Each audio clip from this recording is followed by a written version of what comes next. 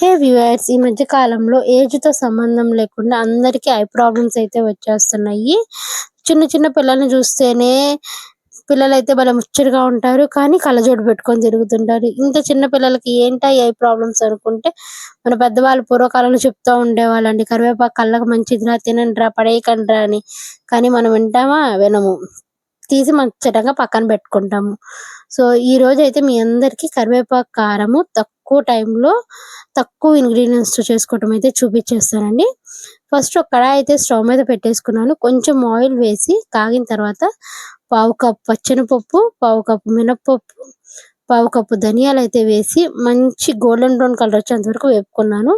తర్వాత ఒక 10-15 ఎండుమిర్చి కూడా వేసి అవి కూడా వేగిన తర్వాత ముదురు కరివేపాకు అయితే తీసుకొని వాష్ చేసుకొని ఒక పొడి బట్ట మీదే నీడలో అయితే ఆరబెట్టుకున్నానండి. తర్వాత ఆ కరివేపాకు కూడా వేసి అందులో కొంచెం తేమ ఉంటే ఆ వేడికి అది పోతుంది. ఇవన్నీ బాగా చల్లారిన తర్వాత ఒక మిక్సీ జార్లో అయితే ఈ స్పైసెస్ అన్నీ అయితే మొత్తం అయితే వేసేసుకొని అందులో కొంచెం సాల్ట్, కొంచెం పసుపు, కొంచెం చింతపండు అయితే వేసుకొని మెత్తగా అయితే పౌడర్లా చేసుకుంటున్నాను. ఇది మనకి ఈజీగా 4 రోజులు ఉంటుందండి. మంచిగా ఇడ్లీలోను, దోశలోను పైన చల్లి కొంచెం నెయ్యి వేసిస్తే పిల్లలైనా సరే, పెద్దలైనా సరే అండి చాలా ఎంజాయ్ చేస్తూ తింటారు. సో ఇది అండి వీడియో. నచ్చితే అయితే లైక్ చేసేయండి.